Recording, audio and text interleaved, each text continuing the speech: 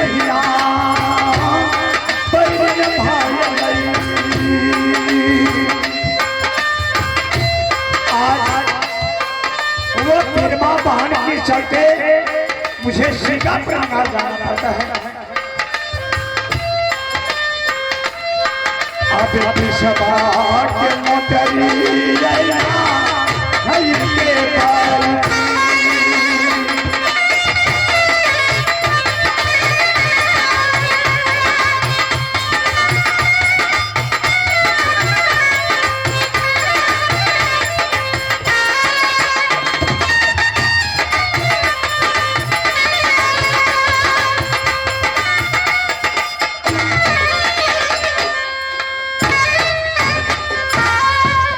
उतरे ही राज से के दीदी से झर दो नचनिए रे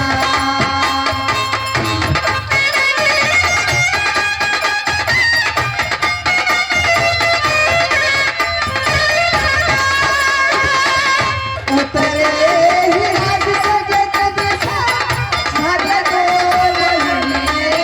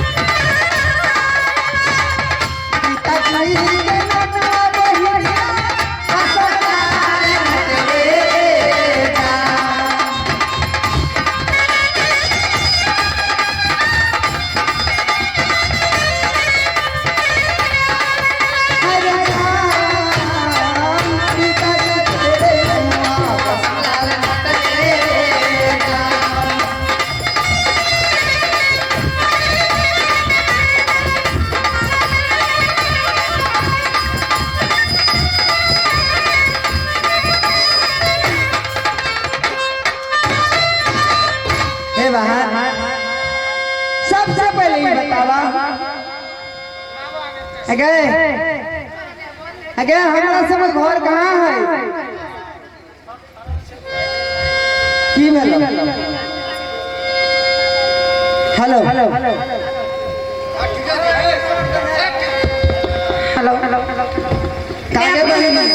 के कासमपुर बंगाल लगे छे और पिताजी के नाम की लगे हो कासम लाल नटवा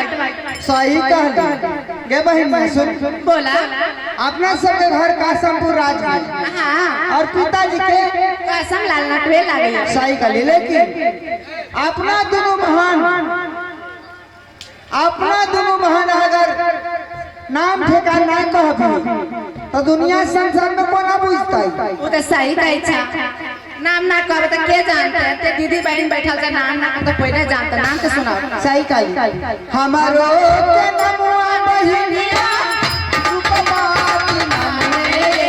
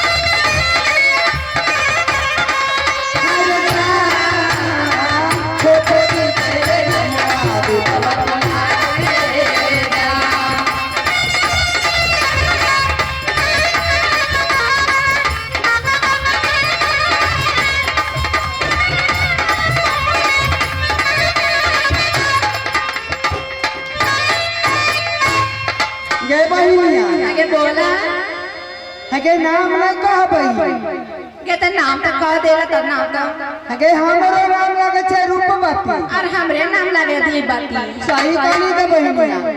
ये हमरा दोनों बहन के नाम बुझ गेले संसार में नहीं गए सब तो बुझिए गइला। लेकिन एगो बात बता अरे कौन बेट हो ये बता अपना सबके पिताजी केहन प्रेम के चंडाल हो गए है